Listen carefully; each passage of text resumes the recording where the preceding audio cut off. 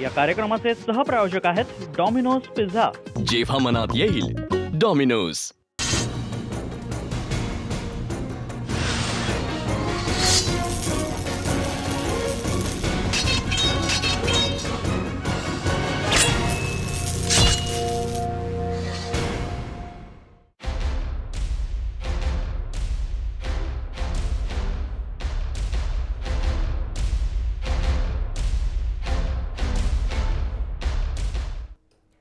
जय महाराष्ट्र। मी ऋषाली यादव सारंग। राजकारण म्हणजे काय, नेमकं ते कसं घडतं, कोण घडवतं सांगणं अवघडच आहे।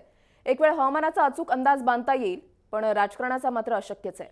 राष्ट्रपती पदासाठीच्या मतदानानंतर आता चर्चा रंगू लागलेली आहे की कुणी कुणाला मतं दिली आहेत, आपल्याच पक्षाला दिली आहेत की आणखी कुणाला, आणि त्यातही पुन्हा कमजोर तेच फुटतात। तसंच राज्यातील विरोधी पक्षातील कुणी कुणी आपल्याला मीरा कुमारांऐवजी त्यांच्या रामनाथ कोविंदांना आपलं म्हटलंय। एवढंच नव्हे तर निकालानंतर आणखीही वेगानं समीकरणं जुळू लागतील, फोडाफोडीही होऊ लागेल अशी शक्यता वर्तवली जाते। मात्र असं राजकारण दूरगामी विचार करता किती फायद्याचं असतं, या घडामोडींमुळेच हा लक्षवेधी मुद्दा महाराष्ट्रामध्ये फोडाफोडीचं राजकारण यशस्वी ठरू शकेल का, हा आम्ही घेऊन आलोय।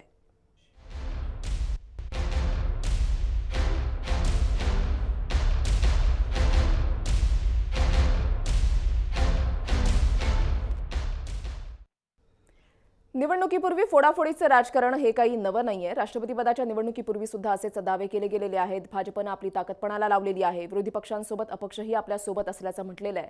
तर काँग्रेसनंही राष्ट्रवादी काँग्रेसमध्ये कुठलीही फोडाफोडी होणार नाही असा दावा केलेला आहे। पहा, की राष्ट्रपती पदाची निवडणूक झाल्यानंतर या महाराष्ट्रात बरंच काही घडेल। तुम्हाला काय वाटतं, काही घडेल, काही बिघडेल? असं आहे की आतापर्यंत मी आमदार आहे आणि मी एक राजकारणी लोक आहे। अजूनपर्यंत मी काय त्याचे भगवे कपडे घालून भविष्य सांगायला फिरत नाही आहे। तर तुमच्या कार्यक्रमामध्ये अशी काय मला जबाबदारी दिलेली नाही। राजकीय वर्तुळात कधी काय घडेल हे कोणीही सांगू शकत नाही, पण नितेश राणेंनी जो प्रश्न विनोद करून टाळला त्याची सध्या राजकीय वर्तुळात चांगली चर्चा आहे। एनडीएचे राष्ट्रपती पदाचे उमेदवार रामनाथ कोविंद मुंबईत येण्यापूर्वी सरकार समर्थक अपक्ष आमदार रवी राणा यांनी स्पष्ट शब्दात संकेत दिले आहेत।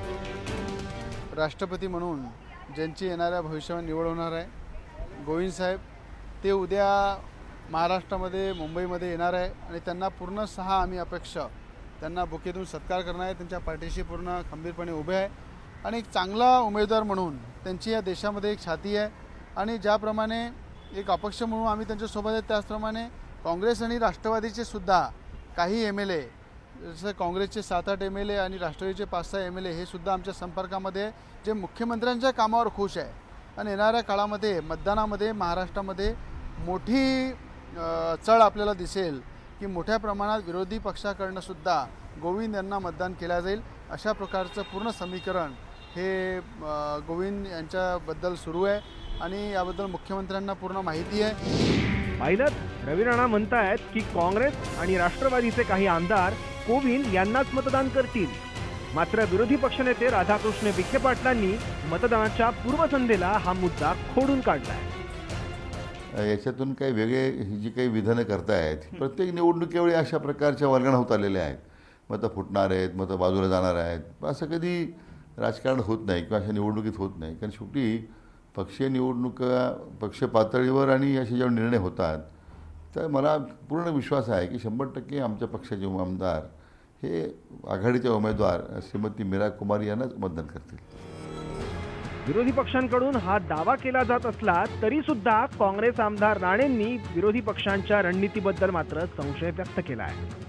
विधानसभेमध्ये आक्रमकता दाखवण्यासाठी आम्हाला विधानसभेच्या आतमध्ये राहायला लागतो, कारण साधारण आम्ही पायऱ्यांवर असतो किंवा जास्त हळूहळू रस्त्यावरपर्यंत जातो।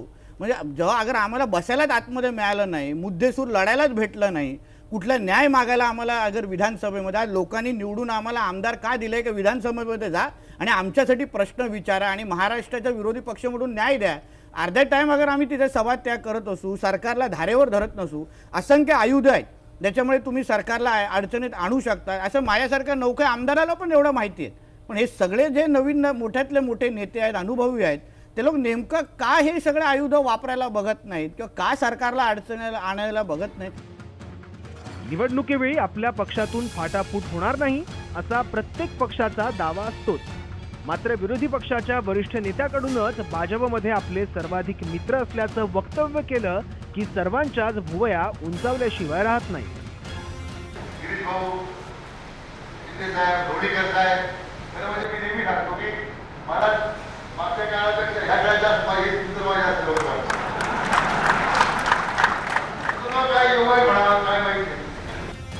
राजकारणात कायमचा कुणी शत्रू नाही किंवा मित्रही नाही.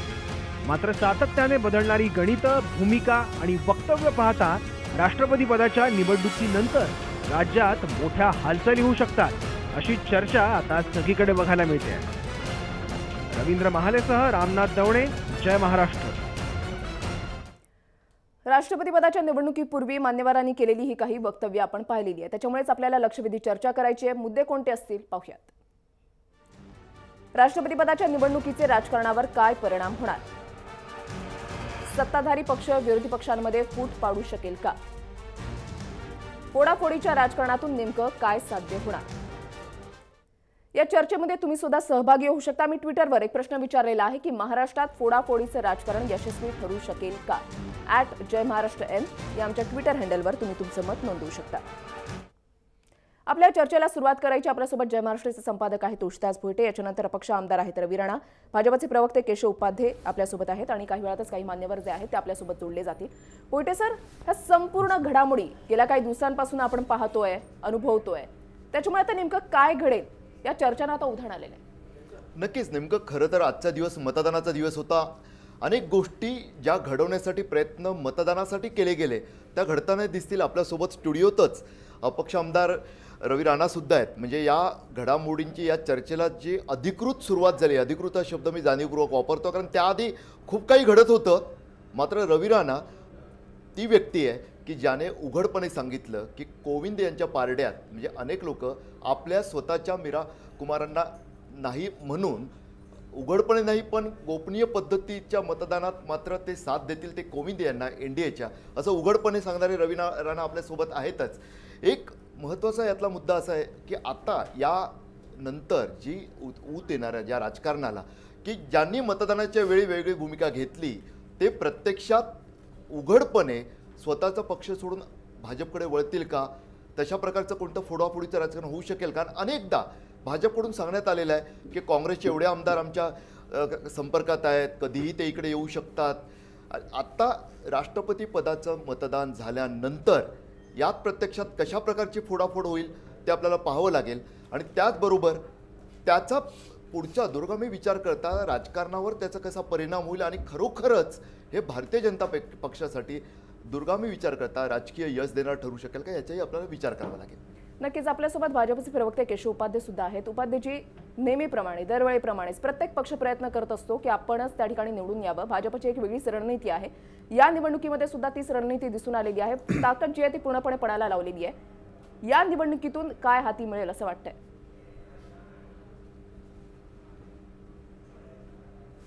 प्रश्न हाती मिळणं हा नाहीच आहे, कारण भारतीय जनता पार्टी किंवा NDAचा जो राष्ट्रपती पदाचे जे उमेदवार आहेत ते प्रचंड बहुमताने, स्पष्ट बहुमताने निवडून येणार आहेत. ही काळ्या दगडाची रेघ आहे. त्यामुळे ही वस्तुस्थिती आहे. त्यामुळे हातात काय लागणार हा मुद्दा येत नाही. ऑलरेडी ते जिंकणार आहेत. एक पहिला मुद्दा. दुसरा मुद्दा असा आहे की भारतीय जनता पार्टीला काय मगाशी मुद्दा आपला चर्चेत येतोय की अधिक मतं मिळणार आहेत की नाही. खरं म्हणजे या निवडणुकीला व्हीप सिस्टीम तशा अर्थाने लागू नसते आणि त्यामुळे एखादा आमदार वेगळ्या पद्धतीचं मतदान करू शकतो. त्यामुळे स्वाभाविक आहे चर्चा, तर्कवितर्कांना उधाण आलं आहे. आत्ता माझी माहिती आहे त्यामुळे 287 महाराष्ट्रातल्या आमदारांनी मतदान केलं. एक आमदारांचं झालं नाही केलं, ते परदेशात असल्यामुळे 288 पैकी. त्यामुळे आमचा अंदाज आहे की साधारणतः भारतीय जनता पार्टी, शिवसेना या दोघांचे मिळून 188-190च्या आसपास आमदार होतात. आमचे 123 आहेत, शिवसेनेचे 62 काहीतरी आहेत. त्यामुळे 188च्या आसपास होतात. पण हा आकडा 200 का त्याच्यापेक्षा 188पेक्षा नक्की जास्त असेल. आम्हाला सपोर्ट करणारे, आम्हाला मदत करणारे अपक्ष आणि इतर सगळे मिळून हा आकडा चांगल्या संख्येने जाईल, हा विश्वास या ठिकाणी नक्की. नक्कीच केशवजी, मुद्दा हाच आहे की आज जे मतदान झालेलं आहे त्यातला तुमचा आत्मविश्वास म्हणजे अगदी अपक्ष आमदार म्हणजे तुमचे समर्थक अपक्ष आमदार रवी राणा सुद्धा सोबत स्टुडिओत बसलेले आहेत. त्यांनी तर आधीच जाहीर केलेलं की अनेकांना कोविंद आपले वाटतील, ज्यांच्यासाठी मीरा कुमार ह्या अधिकृत उमेदवार होत्या त्यामुळे पुढचं विचारतो मी तुम्हाला, कारण हा आत्मविश्वास असल्यामुळेच, नाहीतर एक अपक्ष नाही बहुजन विकास आघाडीचे आमदार क्षितिज ठाकूर जे परदेशात आहेत त्यांना चार्टर्डनीही आणायची सोय झाली असती, अगदी तसा अटीतटीचा मुकाबला असता. तर मुद्दा हाच आहे की मतदानाच्या नंतरच्या राजकारणावर बोलूया की खरोखर आता प्रत्यक्षात तुमचं संख्याबळ वाढेल का?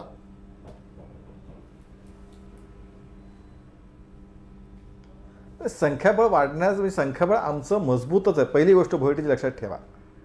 आणि शेवटी असं आहे की या ठिकाणी ती व्हीप नसल्यामुळे अशा प्रकारे मतदान करण्याची इतर पक्षातल्या ज्यांना कोविंद आपले वाटतात अशांना संधी होती, त्या निमित्तानं बघायला मिळेल. म्हणून तुम्ही आकडा सांगितलं तुम्हाला, आमच्या दोघांचे मिळून जे 188च्या 190च्या आसपास जातात, पण हा आकडा कदाचित 200 सुद्धा क्रॉस होऊ शकतो, की जे इतरांना आपले कोविंद वाटू शकतात, जे आमच्या पक्षाच्या दोन्ही भारतीय जनता पार्टी आणि शिवसेना यांनी पाठिंबा दिलाय, अपक्ष आमदारांनी पाठिंबा दिलाय, याच्याशिवाय सुद्धा जर काही जण नक्की असतील की जे कोविंद यांना त्यांना आपले वाटू शकतात. राष्ट्रपती पदाच्या निकालानंतरच बोलतोय केशवजी. पुढच्या टप्प्यावर येऊया.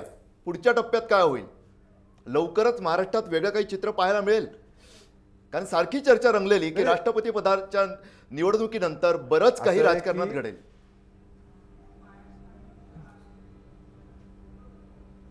असं आहे राजकारणामध्ये भोईटेजी, कुठलीही गोष्ट सांगून किंवा पुढच्या महिन्यात भूकंप होणार आहे असं सांगून काही गोष्टी घडत नसतात. राजकारणामध्ये अनेक गोष्टी अनिश्चित असतात आणि वेळेनुसार टायमिंगनुसार अनेक गोष्टी होत असतात. त्यामुळे इथे बसून मी तुम्हाला असं सांगणं, मला असं वाटतं ते थोडंसं अतिशयोक्ती होईल किंवा ते योग्य होणार नाही. त्यामुळे देखो देखो आगे होता है क्या, वाट पहा, तुमच्यापर्यंत येणारच आहे.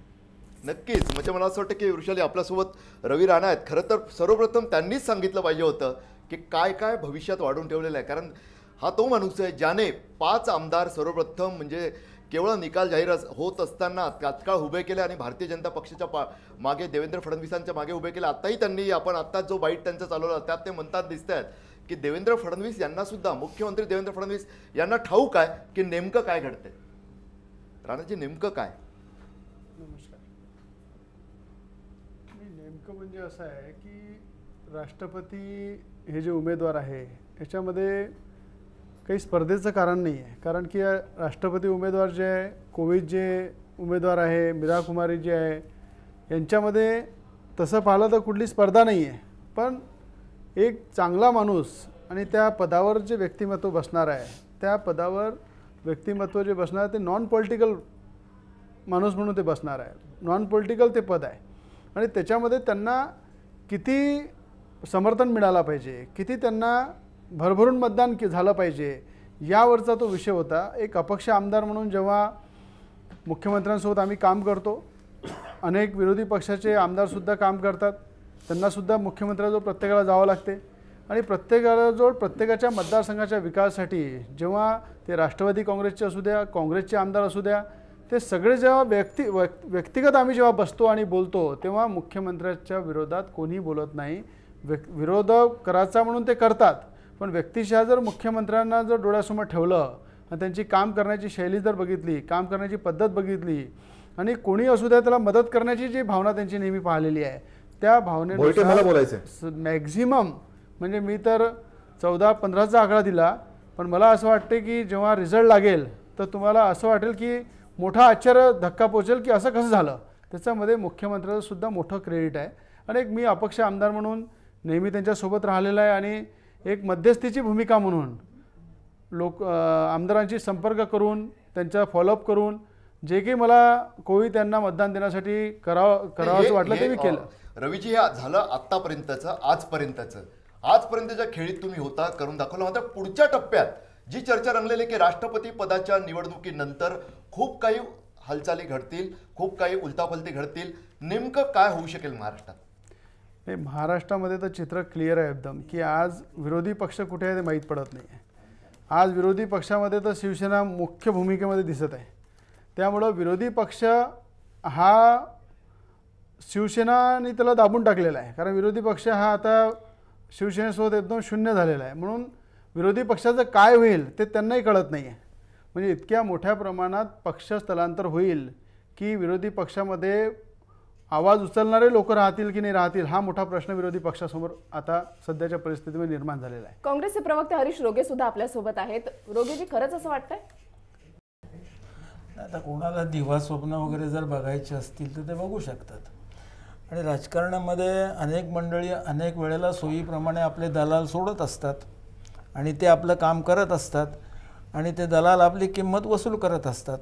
मी एवढंच आपल्याला सांगेन की मी जवळजवळ 45 वर्षाचा काँग्रेसचा कार्यकर्ता आहे. अनेक वर्ष काँग्रेसवरती संकटं आली, राजकीय भूकंप अनेक वेळेला घडत असतात. 1978 मी पाहिलेलं आहे, 1989 मी पाहिलेलं आहे. आणि त्यामुळे जर कोणाला काही स्वप्न पडत असतील की विरोधी पक्ष संपला, काँग्रेस संपली, काँग्रेस मुक्त भारत वगैरे, हे स्वप्नरंजन जर कोणाला करून घ्यायचं असेल तर घेऊ शकतात. आणि मुख्यमंत्री आज नव्हे हो, त्यांचा मुख्यमंत्री म्हणून जन्म झाला त्या दिवसापासून त्यांचं जे सरकार आहे ते नेहमीच डळमळीत आहे. मी पाहिलेलं आहे की पहिल्या प्रथम राष्ट्रवादीने त्याने न मागता समर्थन वगैरे दिलं, तो सगळा इतिहास झाला. त्याच्यानंतर महिन्यानंतर मग शिवसेना त्याच्यामध्ये सहभागी झाली आणि आता रोज शिवसेना कळलं का नाही धमक्या देत असते की बघा आता राष्ट्रपतीची निवडणूक झाल्याच्या नंतर मोठा काहीतरी चमत्कार घडणार आहे, भूकंप घडणार आहे. आता कुठला चमत्कार घडवणार आहेत, कुठला भूकंप घडवणार आहेत हा त्यांचा प्रश्न आहे. मी एवढंच सांगेन आपल्याला की या ठिकाणी महाराष्ट्रामध्ये काँग्रेसची एक गोष्ट ज्यावेळेला सत्ता येते त्यावेळेला सत्तेला चिकटणारे मुंगळे, कळलं का नाही, त्या आकर्षित होणारे मुंगळे हे राजकारणामध्ये आपल्याला दिसतात ना. आता आपला माझ्या बाजूला बसलेले राणासाहेब त्याने सांगितलं की आम्ही मुख्यमंत्र्यांकडे जात असतो, आमची कामं करून घेत असतो. अहो, ज्यावेळेला काँग्रेसचे मुख्यमंत्री होते त्यावेळेला सुद्धा कळलं का नाही भारतीय जनता पक्षाचे किंवा राणांसारखे जे काही मंडळी होती ते त्यांच्याकडे जाऊन कामं करून घेतच असतात. आणि काय मुख्यमंत्री कोणाची काम एका तुम्ही नंतर तुमचं बोला ना, मुख्यमंत्री जर काही कामं करत असतील तर काही मेहरबानी करत नाहीयेत. जनतेचे प्रश्न आहेत, त्याच्या मतदारसंघाचे प्रश्न आहेत, ते सोडवण्यासाठी मुख्यमंत्र्याने सगळ्या आमदारांना वैधानिक जी काही पद्धत आहे त्या पद्धतीप्रमाणे त्यांना मदत करणं हे त्यांचं कर्तव्य आहे, वैधानिक कर्तव्य आहे. आता त्याच्या पलीकडे जाऊन त्या आमदारांच्या हिताचे काही प्रश्न जर काही ते सोडवत असतील आणि जर त्यांना ते काय हे करून घेत असतील, आमिष दाखवून त्यांना बरोबर घेत, तो त्यांचा प्रश्न आहे. मी एवढंच आपल्याला सांगतो की या ठिकाणी काँग्रेस पक्ष आणि राष्ट्रवादी काँग्रेस पक्ष यांची जी आघाडी आहे ती मजबूत आहे आणि येणाऱ्या काळामध्ये दिसेल की आता मला वाटतं 20 तारखेला रिझल्ट येणार आहे. या ब्रेक नंतर हरीश रोगे आपल्यासोबत आहे. ज्येष्ठ काँग्रेसला वाहून घेतलेला म्हणजे प्रतिकूलता त्यांनी अनेकदा पाहिली, अनेक काँग्रेसवाल्यांसाठी आताची प्रतिकूलता असेल. मात्र हरीश रोगेजी त्या कार्यकर्त्यांपैकी आहेत, त्या नेत्यांपैकी आहे काँग्रेसच्या ज्यांनी 77ची आणीबाणी नंतरची सुद्धा प्रतिकूलता पाहिली, त्यानंतरचा सुद्धा काळ पाहिलेला आहे. त्यांची काँग्रेसची वैचारिक निष्ठा ही कुठच्याही संशया पलीकडची आहे.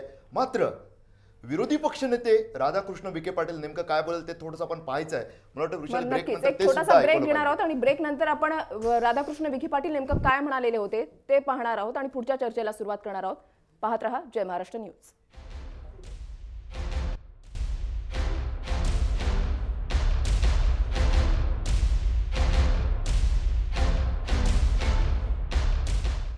निवडणुकीपूर्वी फोडाफोडीचं राजकारण हे काही नवं नाहीये. प्रत्येक वेळेला ते होताना दिसतंय. राष्ट्रपतीपदाच्या निवडणुकीपूर्वी सुद्धा तसंच झालेलं आहे का, हा सुद्धा एक प्रश्न आहे. विरोधी पक्ष म्हणतायत की आमच्यामध्ये एकी आहे, कुठल्याही प्रकारचं फोडाफोडीचं राजकारण याच्यामध्ये झालेलं नाहीये. तर भाजपा म्हणताय की आमची संख्या जी आहे ती काही शिवाडेल असा दावा सुद्धा केला जातोय. आपल्यासोबत ज्येष्ठ राजकीय विश्लेषक गणेश कनाटे सर आहेत. कनाटे सर, या निवडणुकीकडे तुम्ही कशा पद्धतीने पाहता? नेमकं काय घडू शकतं या निवडणुकीनंतर? निवडणूक व्हायची ती होऊन आता जे होणार आहे ते साधारणतः राजकारणामध्ये जे निवडणुकीच्या आधी किंवा नंतर होतं ते राष्ट्रपतीच्या निवडणुकीनंतर इथे का होऊ शकतं महाराष्ट्रामध्ये, बिहारमध्ये? कारण इथल्या पॉलिटिकल सिच्युएशन्स व्होलाटाईल, या थोडेसे हादरे आतून बसतायत आणि त्यातून जो घोडेबाजाराचा खेळ लोक म्हणतात तसा थोडा बहुत या सर्व राज्यांमध्ये जिथे थोडी बहुत अस्वस्थता आहे तिथेही घडण्याची शक्यता आहे. कारण कितीही म्हटलं तरी महाराष्ट्राच्या राजकारणामध्ये शिवसेना आणि भाजपमध्ये एक विशिष्ट प्रकारचं टेन्शन हे सतत राहिलेलं आहे निवडणुका झाल्यापासून. आणि भारतीय जनता पक्षाच्या सरकारला समर्थन द्यायचं, पण सतत टीका करत आपल्या राजकीय आकांक्षा आणि आपला राजकीय समर्थक जो आहे तो काबीज करून ठेवायचा, तो जिवंत ठेवायचा, असं एक दुटप्पी राजकारण शिवसेना सतत करत आहे. आणि विरोधी पक्ष थोडासा कमकुवत झालेला आज महाराष्ट्राच्या राजकारणात दिसतो. यात काही म्हणजे विरोधी पक्षावर टीका नाही, कारण मुळातच त्यांचं संख्याबळ कमी झालं. आणि दुसरी गोष्ट, अनेक त्यांचे जे नेते सरकारमध्ये असताना जी ॲग्रेसिव्हनेस कामाच्या प्रती त्यांची दिसते, त्यांना विरोधी पक्षामध्ये राहून विरोधी पक्षाची भूमिका बजावणे हे त्यांना फारसं जमत नाही, कारण तो त्यांच्या सवयीचा पण भाग नाही राहिला. आता हळूहळू ती सवय होत आहे. तर आता होणार हे आहे की कुठलाही आमदार पक्षाचा व्हीप असेल त्यावेळी पक्षाच्या बाजूनी जसं सांगितलं तसं करतो. पण समजा तुम्ही पक्षाच्या आमदार आणि खासदारांना म्हटलं की तुम्ही तुमच्या सत्सद विवेक बुद्धीला स्मरण करून मतदान करा, तरी सत्सद विवेक बुद्धी जी असते ही गेल्या 25 वर्षाचा, रोगेसाहेब फार जुने काँग्रेसचे कार्यकर्ते नेते आहेत आणि राणासाहेबांनी 10-15 वर्ष आता राजकारणात होऊन गेल्या. गेल्या 10-20 वर्षातल्या राजकारणामध्ये सत्सद बुद्धीचा प्रयोग हा कसा होतो हा सगळ्यांना माहिती आहे. हा सत्सद विवेक बुद्धीचा प्रयोग कसा होईल यावर सगळं हे अवलंबून आहे. आणि भारतीय जनता पक्षाला कुठल्याही नव्या संख्येची गरज नाही. शिवसेना काही सत्तेतून बाहेर पडत नाही. ते आमचे मित्र जे आहेत केशव उपाध्याय, त्यांच्या पक्षाला ते सतत धमक्या देत राहतील. आणि धमक्या दिल्यानंतर जसा समारंभ झाला की सुभाष देसाईंच्या 75 वर्षाच्या सत्कार सोहळ्याला मुख्यमंत्री होते, उद्धवजी होते. एकीकडे सुभाष देसाई म्हणतात किंवा मुख्यमंत्र्यांच्या नेतृत्वात काम करायला आवडतं कारण ते फार डायनॅमिक नेते आहेत वगैरे, आहेच, त्यात काही वादच नाही. पण त्याच वेळी उद्धवजी आपला एक बाण पण चालवतात. So this is a very interesting and entertaining political situation in Maharashtra. जो तुम्ही आता उल्लेख केलेला आहे, राधाकृष्ण विखे पाटलांचा जो बाईटचा उल्लेख आम्ही ब्रेकवर जाण्याआधी केलेला होता, की त्यांनी म्हटलेलं आहे की माझ्या पक्षापेक्षा मला सत्ताधारी पक्षांमधलेच माझे मित्र खूप जास्त आहेत. त्याने नेमकं हरीश रोगेंचा जो एक आत्मविश्वास आहे, एका वैचारिक निष्ठेतून आलेला आत्मविश्वास, मात्र का कोणास ठाऊक जे विखे पाटील घराणं सातत्याने काँग्रेसमध्ये राहिलं. आणि आत्ताच त्यांनी जे सांगितलं रवी राणांच्या बाबतीत किंवा या प्रकारच्या नेत्यांच्या बाबतीत ते बोलत होते की जो सत्तेत असतो त्याच्याजवळ हे असतात. विखे पाटील घराण्याच्या बाबतीत सुद्धा हाच आक्षेप अनेकदा नोंदवला जातो. सध्याचे काँग्रेसचे नेते आणि विधानसभेतील विरोधी पक्ष नेते विखे पाटील शिर्डीत काय बोलले ते पुन्हा एकदा ऐकूया आपण.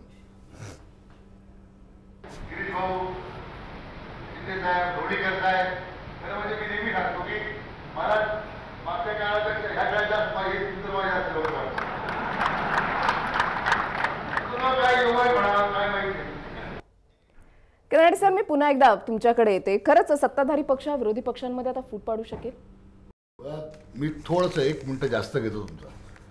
1995 साली ज्यावेळी शिवसेना भाजपचं सरकार आलं होतं, मनोहर जोशी मुख्यमंत्री होते, त्यावेळी पहिल्यांदा अपक्षांचा एक प्रयोग झाला होता.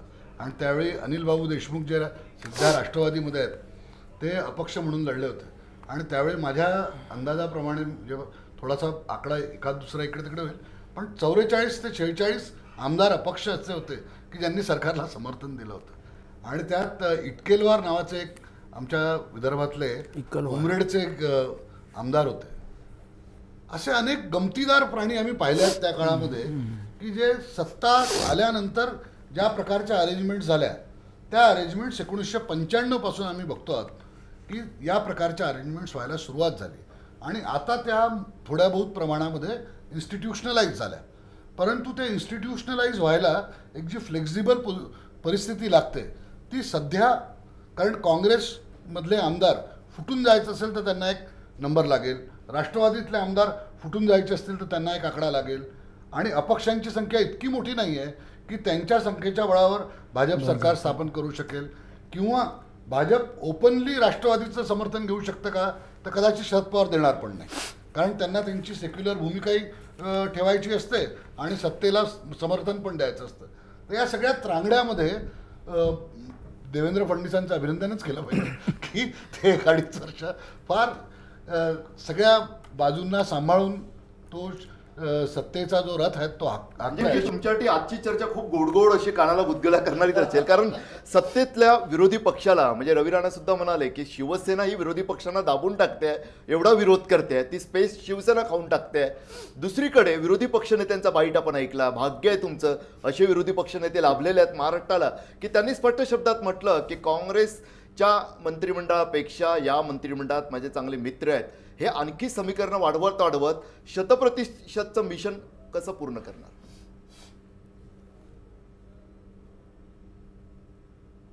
मला प्रश्न भोईटेजी. हो तुम्हालाच आहे केशवजी. येस. नाही असं आहे की आपला राजकीय पक्षाचा विस्तार व्हावा यासाठी एखाद्या राजकीय पक्षाने प्रयत्न करणं यात काहीच गैर नाही. त्यामुळे भारतीय जनता पार्टी आज लोकांकडे जाते, लोकांमध्ये मतं मागते आणि लोक ती निवडून देत आहेत. हे गेल्या 4 वर्षे सातत्याने दिसते. मला हरीश रोगे आता मगाशी काही मांडणी करत होते, अनेक पराभव काँग्रेसने पचवले सांगितले होते, पण एक फरक आपण लक्षात घेतला पाहिजे भोईटेजी. पहिला या देशामध्ये म्हणजे मागचा काळ आणि आत्ताचा काळ 1967 मध्ये पहिल्यांदा काँग्रेस पराभूत झाली. काही राज्यांमध्ये 5 राज्यांमध्ये बिगर राजकीय काँग्रेसची सरकार आली आणि त्याच्यानंतर एका अर्थाने टप्पा एक गड एका अर्थाने पडत होता. 1980 नंतर सुद्धा काँग्रेस पुन्हा निवडून आली आणीबाणीनंतर जनता पक्ष सरकार पडलं. पण इतक्या मोठ्या प्रमाणात पडझड गेल्या आतापर्यंत काँग्रेसच्या इतिहासात कधीही झाली नाही, जी 2014 पासून काँग्रेसची पडझड सुरू आहे. राहुल गांधी सलग 27-28 निवडणुका हरलेत. एक रेकॉर्ड करा म्हणून असं कोणीतरी त्यावरती लिहिलेलं होतं. त्यामुळे अजूनही कधीतरी ह्यातनं बाहेर पडेल काँग्रेस, तर तसे आता चिन्ह अजिबात दिसत नाहीत. आणि काँग्रेस पक्षातल्या अनेक आमदारांना ते जाणवतंय, ते कळतंय की इथे भवितव्य नाही आहे, लोक स्वीकारायला तयार नाही आहेत. एक मुद्दा. दुसरा मुद्दा ते असं म्हणाले की काय सत्ता आली की काय चिकटतातच. मी या सत्तेमध्ये म्हणजे ज्यावेळी पृथ्वीराज चव्हाण मुख्यमंत्री होते काँग्रेसचे, त्याचवेळी शरद पवार कामं करत नाहीत पृथ्वीराज चव्हाण म्हणून हाताला लकवा मारलाय का, अशा प्रकारचं विधान त्यांनी केलं होतं. त्यावेळेच्या अनेक सत्ताधारी इव्हन काँग्रेसच्या पक्षाच्या आमदारांची ही व्यथा तक्रार होती की आमची कामं होत नाहीत. भोईटेजी तुम्ही त्यावेळी साक्षीदार असाल, अनेक वेळा ऑफ द रेकॉर्ड चर्चेमध्ये ते तुम्हाला माहिती असेल चर्चा. त्यामुळे इथे या ठिकाणी असं आहे की या ठिकाणचे मुख्यमंत्री हे एका भूमिकेच्या बाहेर म्हणजे राजकीय शेवटी राजकीय चर्चा आणि राजकीय मतभेद हे चालू राहणार, पण त्याच्या पलीकडे जाऊन विरोधी पक्षाचा जरी आमदार आला आणि त्याचं विकासाचं काम असेल तर मुख्यमंत्री आडवत नाहीत. हे राणाजींनी सांगितलं, ते जास्त या ठिकाणी मला वाटतं महत्त्वाचं आहे की या राज्याचा विकास हा अंतिम मानलेला आणि तो लोकांना भिडतोय आणि त्यामुळे भारतीय जनता पार्टी जिंकते. बाकी शेवटी सगळ्याच गोष्टी या टीव्हीवरच्या चर्चेमध्ये उघड करता येत नाहीत, पण पुढच्या काळामध्ये नक्की काही फेरबदल, नक्की काही गोष्टी आम्ही जशी सुरुवात ही आत्ता होती की आम्हाला 188 पेक्षा जास्त मतं मिळतात, ते पुढच्या काळात ते पाहायला मिळेल. नक्कीच. म्हणजे एक वृषाली मला असं वाटतं की रवी राणा यांना आता बोलू दिलंच पाहिजे, कारण एक तर झोंबणारा शब्द एक वापरला हरीश रोगे यांनी. एकीकडे केशव उपाध्याय म्हणतात की रवी राणा यांच्यासारखा आमदार यासाठीच आमच्या सोबत येतो. काँग्रेसमधले अस्वस्थ आमदार जे आहेत, ज्यांची कामं होत नाहीत आणि मुख्यमंत्री मात्र करू शकतात, करत आहेत तुम्ही म्हणता तसं, ते अस्वस्थ आमदार आता संपर्कात आहेत. कारण दुसरं म्हणजे झोंबणारा शब्द जो वापरला की स्वाभाविक आहे, हरीश रोगे यांना झोंबणं स्वाभाविक आहे, त्यामुळे त्यांनीच तो शब्द तुम्हाला झोंबेल असा वापरला, दलाल असा, की असे दलाल सत्तेच्या जवळ असतातच. नाही आता असं आहे की आज मी जवळपास 4 मुख्यमंत्र्यांसोबत आतापर्यंत काम केलं. हरीशजी तर 45 वर्षापासून ते काँग्रेसचे कार्यकर्ते आहे. 45 काय अजून 25 वर्ष त्यांनी कार्यकर्ता म्हणून राहत आहे पक्षामध्ये, त्यांना शुभेच्छा आहे. पण कार्यकर्ता म्हणून काम करताना त्यांनी सत्यता बोलली पाहिजे. सत्यताचं आज आवश्यकता आहे की काँग्रेसची आज परिस्थिती काय. आणि आज 4 मुख्यमंत्र्यांसोबत जेव्हा मी काम केलं, मला देवेंद्र फडणवीस हे जे मुख्यमंत्री आहे यांच्याकडला जो अनुभव मिळाला की कोणी विरोधक असू द्या, जवळचा असू द्या, कुठल्याही पक्षाचा असू द्या, विकासमक कामं जर मतदारसंघाचे आले तर त्याच्यावर डोळे बंद करून ते साईन करतात. अशा प्रकारचं बिनधास्त व्यक्तिमत्व म्हणून हे राज्याचे मुख्यमंत्री देवेंद्र फडणवीस आहे. आणि त्यांच्यावर विश्वास ठेवून मी त्यांच्यासोबत सांगतो, 45 वर्षाचा अनुभव तुम्हाला कामात येणार नाही. आता आज नारायण राणे साहेब काँग्रेसमध्ये आहे, विखे पाटील काँग्रेसमध्ये आहे, हे लोक काही 45 वर्षाहून काँग्रेसमध्ये नाही आहे, पण तुम्हाला सगळं माहीत आहे आता की यांच्या पोटामध्ये काही आहे आणि होटामध्ये काही आहे. त्यामुळं 45 वर्षाचा अनुभव हा तुमच्यासाठी ठीक आहे, पण आताच्या राजकारणामध्ये देवेंद्र फडणवीस यांची जी काम करण्याची शैली आहे या 45 वर्षाच्या राजकारणाला धुवून टाकला त्यांनी. आणि जेव्हा असं व्यक्तिमत्व महाराष्ट्राचे मुख्यमंत्री म्हणून आहे की ज्यांनी तुमच्या पूर्ण राजकारणाची राख रांगोळी करून टाकलेली आहे. अशा प्रकारचं मुख्यमंत्री म्हणून त्यांच्यासोबत राष्ट्रपतीच्या इलेक्शनमध्ये तुम्हाला सांगतो की ज्या पद्धतीनं घोडे बाजाराचा प्रश्न नेहमी मी ऐकत आहे तुमच्या तोंडून, घोडे बाजाराची राष्ट्रपतीच्या इलेक्शनमध्ये गरज नाही आहे. कारण की आम्ही MLCचे इलेक्शन जवळून पाहिले, राज्यसभेचे इलेक्शन आम्ही जवळून पाहिले. त्याच्यामध्ये घोडे बाजार काय चालते हे आपल्यालाही माहीत आहे, आम्हालाही माहीत आहे, सगळ्यांना माहीत आहे, भोईडे साहेबांनाही माहीत आहे. तर जेव्हा असे काही इलेक्शन राहतात ज्याच्यामध्ये काही स्वार्थ असते तिथे घोडेबाजारी केल्या जाते. राष्ट्रपती हे सगळ्यात उंच आपल्या देशातलं एक स्थान आहे. त्याच्यामध्ये कोणतं व्यक्तिमत्व गेलं पाहिजे, कशा पद्धतीचं व्यक्तिमत्व गेलं पाहिजे आणि त्या व्यक्तिमत्वाच्या माध्यमातून या देशाचा कसा विकास झाला पाहिजे यासाठी आपले भाजपाचे जे आपले राष्ट्रपती उमेदवार आहे कोळी त्यांना आपण निवडलेला आहे. याच्यासाठी 14 ते 15 मी तर आपल्याला 14 ते 15चा आकडा दिला. तुम्ही जेव्हा रिझल्ट पाहाल तर मला असं वाटतं की तो आकडा पुढे गेलेला असेल. विखे पाटील विरोधी पक्षनेते विधानसभेतील ते सांगतात आम्ही त्यांच्या मुलाची शिर्डी संस्थांवर जे नेमणूक मुख्यमंत्र्यांच्या शिफारस पत्रानुसार झाली त्यातही जात नाही. तो राजकीय चांगुलपणा महाराष्ट्रात नक्कीच आहे. त्या मुद्द्यावर मी जात नाही कारण केशवजींना बरंच वाटलं असेल चांगुलपणा आपल्या पक्षातला ऐकून. मात्र महत्त्वाचा मुद्दा हा आहे ना की ते म्हणतात विखे पाटील विरोधी पक्षनेते की आमच्या मंत्रिमंडळात जेवढे मंत्रिमंडळात माझे मित्र होते त्यापेक्षा आता इथे गिरीश बापट बसले आहेत, गिरीश महाजन बसले आहेत, सर्वांबद्दल ते म्हणतात की या मंत्रिमंडळात माझे जास्त मित्र आहेत विरोधी पक्षनेते. आणि त्याचबरोबर नितेश राणे जय महाराष्ट्राच्या न्यूजरूममध्ये असं म्हटले, अहो मी आक्रमकता, मी जेव्हा त्यांना विचारलं की तुम्ही आक्रमक इथे दिसता, रस्त्यावर दिसता, विधानभवनात का असं तोंड दाबून गप्प बसलेले असतात, त्यांचं म्हणणं असं होतं अहो महत्त्वाच्या बिलांवर चर्चा सुरू होण्यापूर्वीच आमचे विरोधी पक्षनेते सांगतात चला सभात्याग आणि नंतर घेऊन येतात, तोपर्यंत भाजपवाले आपली बिलं महत्त्वाची आपोआप पास करून घेतात. हे असं घडतं असं तुमचेच आमदार म्हणतात आहे, स्वतः विरोधी पक्षनेते मित्र कुठे ते सांगतात आहे. कसा विश्वास ठेवायचा मग? नाही, एक गोष्ट आहे की त्या सभागृहामध्ये काय घडतं ते काय बघायला मी त्या ठिकाणी साक्षीदार नाही. परंतु जर असं काही घडत असेल तर ते चुकीचं आहे. आणि त्या बाबतीमध्ये परवाच काही ज्येष्ठ नेत्यांची बैठक झाली, महाराष्ट्र प्रदेश काँग्रेस कमिटीच्या अध्यक्षाने बैठक घेतली आणि त्या बैठकीमध्ये स्पष्टपणे त्यांना सांगण्यात आलं आहे की याच्या पुढच्या काळामध्ये तुम्हाला आक्रमकपणे या ठिकाणी लोकांचे प्रश्न, महाराष्ट्राचे प्रश्न मांडावे लागतील आणि त्या ठिकाणी असलेला जो सत्ताधारी पक्ष आहे त्यांचं नकारात्मक राजकारण हे लोकांच्या समोर आणावं लागेल. शिवसेनेचे आमदार निलमताई गोरे पुन्हा एकदा जोडल्या गेलेले आहेत. निलमताई, काँग्रेस आणि राष्ट्रवादीचे आमदार जर भाजपकडे गेले तर हा तुमच्यासाठी धोका नाहीये का? मुळात काय माहितीये का, कोणाला कुठल्या पक्षात जायचं असेल तर ते स्वतःच्या पक्षाचा राजीनामा देऊन परत निवडून येऊ शकतात. एक आता सन्माननीय रवी राणा आपल्याबरोबर चर्चेत आहेत. मला असं वाटतं त्यांच्या सुविद्य पत्नी या लोकसभेला राष्ट्रवादीच्या उमेदवार होत्या. म्हणजे त्यांना स्वातंत्र्य आहे. प्रश्न असा आहे की राष्ट्रपती निवडणुकीमध्ये आतापर्यंत जर का आपण थोडा इतिहास पाहिला तर उमेदवार कोण आहे बघून त्याच्यानंतर प्रत्येकाला त्या परिस्थितीमध्ये कशा पद्धतीने भूमिका घ्यायची आहे याच्यानुसार प्रत्येक पक्ष स्वतःची भूमिका घेत असतो. शिवसेनेचा धोका वगैरे असण्यापेक्षा असे काँग्रेस आणि राष्ट्रवादीच्या पक्षांमध्ये मोठी फूट पडणार असेल आणि ते जाणार असतील स्वतःचे पक्ष सोडून तर पक्षात फूट पडायला आपण एक लक्षात घेऊया सगळे की 44 पैकी 22-23 लोक लागतात, कमीत कमी 2/3 लोक लागतात. तेवढी तर मोठी संख्या जाऊ शकेल असं वाटत नाहीये.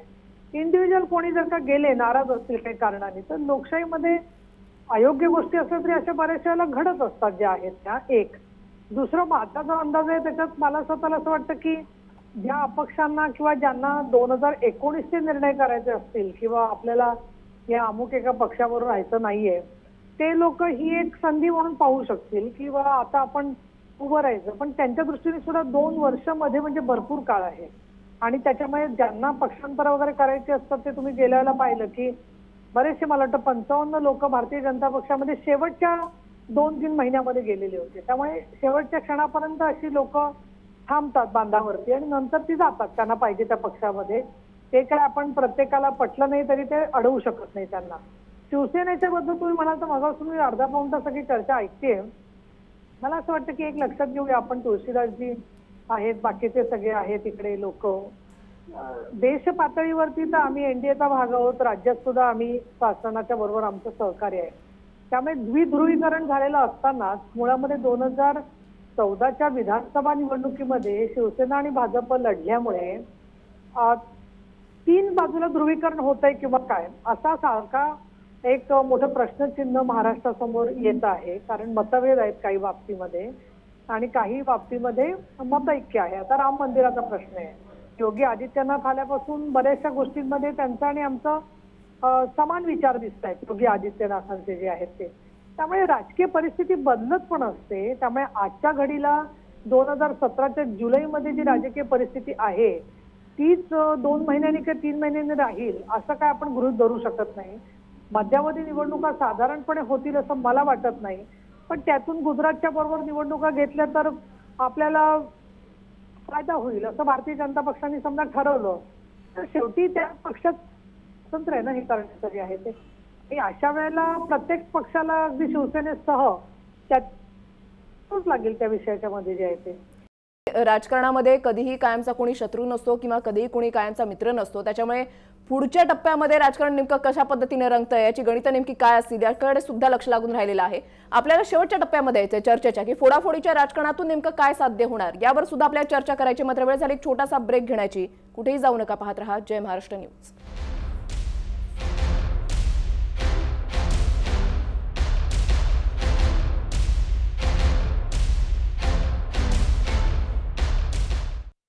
मिशन फोडाफोडी लक्षवेधी चर्चेच्या शेवटच्या टप्प्यामध्ये आपण आलेलो आहोत. शेवटच्या काही मिनिटांमध्ये आपल्याला चर्चा करायची. मान्यवरांकडून जाणून घ्यायचा मुद्दा हाच आहे की फोडाफोडीच्या राजकारणातून नेमकं काय साध्य होणार. हरीश रोगेजी, फोडाफोडी तर होताना दिसते. प्रत्येक पक्ष जो आहे दावा करतोय. विखे पाटलांनी दावा केला की काँग्रेस राष्ट्रवादीमधून कोणीही फुटणार नाही, आमचं मतदान जे आहे ते पूर्णपणे मीरा कुमार यांना राहील. भाजप म्हणते आमचं संख्याबळ कुठेतरी वाढेल. मात्र याचा फटका तर बसणारच ना. नाही, एक मी आपल्याला सांगतो की महाराष्ट्र संपूर्ण देशाच्या पातळीवरती काय होणार आहे याचं भविष्य मी आपल्याला सांगू शकत नाही. परंतु मी आपला टी व्हीमध्ये दुपारी बघत असताना सहजपणे पाहिलं की राजस्थानसारख्या राज्यामध्ये सुद्धा फार मोठ्या प्रमाणामध्ये मोठी सत्ता आहे. जवळजवळ 161 MLA भारतीय जनता पक्षाचे आहेत. ते तुमच्या माध्यमामधूनच असं भाकीत केलं जात आहे की त्या ठिकाणी भारतीय जनता पक्षाला समर्थन करणारे काही मंडळी फुटणार आहेत. मी एवढंच सांगेन, महाराष्ट्राच्या बाबतीमध्ये काँग्रेस आणि राष्ट्रवादी काँग्रेस पक्षाचा कुठलाही आमदार क्रॉस वोटिंग करणार नाही. आता जे काही सांगितलं जातं ना, कळलं का नाही, राणांच्याकडून सांगितलं गेलं, अहो तुम्ही कशाला सांगताय, तुमच्या अगोदर मुख्यमंत्री आणि भारतीय जनता पक्षाचे अनेक मान्यवर नेते यांनी जवळजवळ 2-2.5 वर्षापासून भाकीत केलेलं आहे की काँग्रेस पक्षातले काही लोक फुटणार आहेत, कळलं का नाही. परंतु अजून 2-2.5 वर्षामध्ये एकही माणूस कोणी फुटलेला नाही.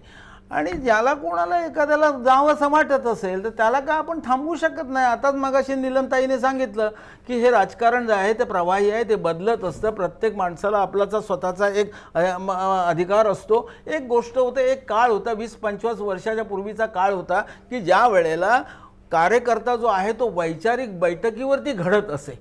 वैचारिक बैठकीवरती घडलेला कार्यकर्ता सहजासहजी कशाला कुठल्याही आमिषाला बळी पडत नव्हता. आता भारतीय जनता पक्ष सुद्धा स्वतःला, कळलं का नाही, इतरांच्यापेक्षा वेगळा समजणारा पक्ष, परंतु गेल्या त्यांचा जन्म झाल्यापासून, गेल्या म्हणजे 2014 त्यांचा नव्याने जन्म झाल्यापासून फक्त फोडाफोडीच्या राजकारणाशिवाय त्यांनी काहीच केलं नाही. आमदार यांचे घ्यायचे, त्यांचे घ्यायचे आणि मग त्यांना उमेदवारी द्यायची. परवा गेल्या 6 महिन्यापूर्वी 5 राज्यामध्ये निवडणुका झाल्या. आपण पाहिलं की 2 राज्यामध्ये गोवा असेल किंवा आणि अरुणाचल, या 2 राज्यामध्ये काँग्रेस पक्ष हा प्रामुख्याने पहिल्या नंबरवरती होता.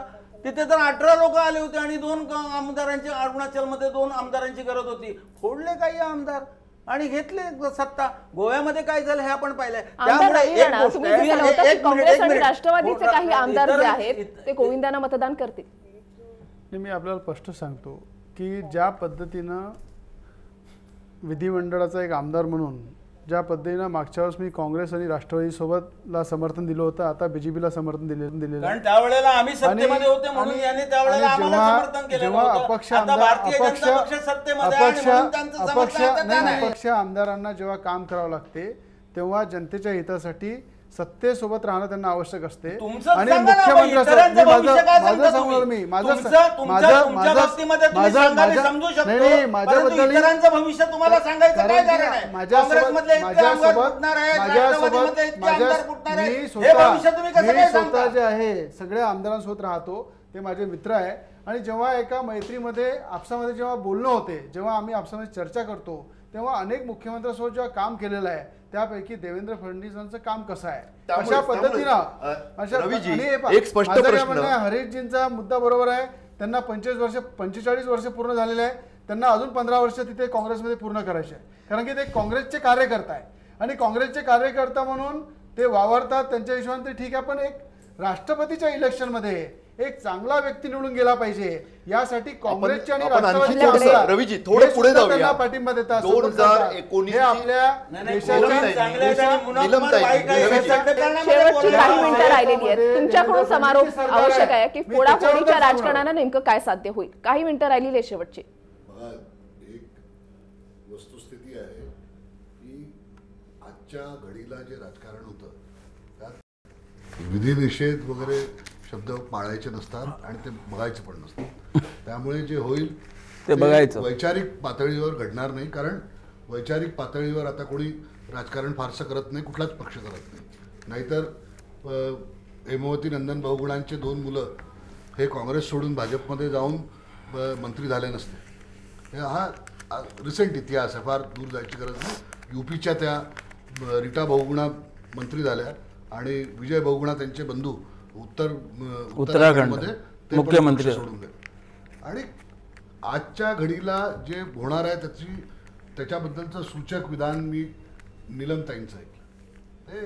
त्या फार प्रॅग्मॅटिक बोलल्या आणि तीच राजकारणाची वस्तुस्थिती आहे की 2 वर्ष आहेत, त्यामुळे ज्याला सोडून जायचं आहे त्याला सोडून एकतर पुन्हा निवडून यावं लागेल किंवा तेवढी संख्या गोळा करावी लागेल. की ब्लॉक म्हणून जायचं असेल तर संख्या लागेल, इंडिव्हिज्युअली जायचं असेल तर ऑप्शन ओपन आहे, तुम्ही राजीनामा देऊन पुन्हा निवडून येऊ शकता.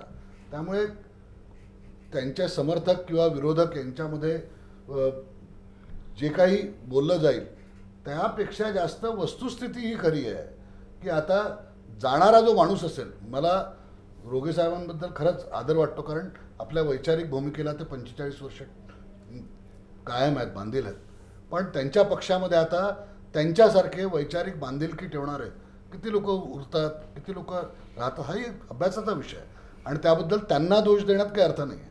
आणि त्यांच्याही म्हणजे मला गाडगे अनंतरावांशी मी बोलत असतो अनेकदा, वडिलांपासून आजोबांपासून त्या घरात राजकारण काँग्रेसचं होतं, निराशा येते.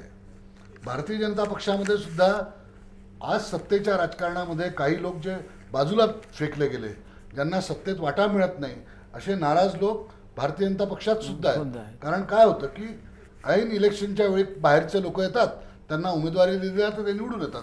हे तुम्ही कॉर्पोरेशनच्या इलेक्शनलाही पाहिलं, हे तुम्ही आमदारकीच्या इलेक्शनलाही पाहिलं, हे तुम्ही खासदारकीलाही पाहिलं. असाच काहीसा प्रयोग आतापासून जर करायचा असेल, आणि जसं केशवजी म्हणाले की भूकंप सांगून होत नाही, भूकंप सांगून होत नाही, पण भूकंपाची तयारी करता येते. त्या प्लेट्स ज्या हालत असतात राजकारणातल्या खालच्या, तर त्याची तयारी जर सुरू झाली असेल तर ते BJP सांगेल. पण ती गुजरात, आणि नीलमताईंनी फार सूचक आणखी दुसरी गोष्ट सांगितली की गुजरातच्या निवडणुकीसोबत जर मध्यावधी महाराष्ट्राची लावायची असेल तर भाजप आणि शिवसेनेमध्ये ते जे बिनसलेलं आहे थोडंसं, ते तितकं बिनसावं लागेल, ते तितकं ताणलेलं जे आहे ते तुटावं लागेल. ते जर घडलं नाही तर मी तुम्हाला लिहून देऊ शकतो की शिवसेना सत्तेच्या बाहेर पडणार नाही, भाजपला इतर कोणाची गरज लागणार नाही. परंतु काही समर्थक ज्यांना आपल्या राजकीय भविष्याची चिंता असेल, जर ते भाजपच्या बाहेर असतील, काँग्रेसमध्ये असतील, राष्ट्रवादीमध्ये असतील, तर ते आत्तापासून आपली तिकडे काय हाजरी लावून ठेवतील आणि निवडणुकीच्या वेळी मग ती 1 वर्षात हो का 2 वर्षात हो, ते तिकडे स्विचवर होतं. राजकारणामध्ये कधी काय होईल हे सांगता येत नाहीये. राजकारणाची परिभाषा जी आहे ती बदलत चालली आहे. हे मी तुम्हाला आत्ताच सांगतो. राजकारणाची परिभाषा जी आहे ती बदलत चाललेली आहे. काही 10-15 वर्षांपूर्वी वेगळी होती, आता वेगळी झालेली आहे. एक वेळ हवामानाचा अचूक अंदाज बांधता येईल, पण राजकारणाचा मात्र अशक्यच, हे आम्ही कार्यक्रमाच्या सुरुवातीला सांगितलेलं होतं. त्याच्यामुळे आता राष्ट्रपती पदाच्या या निवडणुकीनंतर ज्यावेळेला निकाल लागेल त्यावेळेला, त्या दिवसापासून किंवा त्या क्षणापासून पुढे चित्र काय असेल ते पाहणं महत्त्वाचं ठरणार आहे. तुम्ही सर्व मान्यवरांनी या चर्चेसाठी आपला अमूल्य वेळ दिला, त्याच्याबद्दल आपल्या सर्वांचे आभार. आणि इथेच थांबतोय. पाहत रहा जय महाराष्ट्र न्यूज.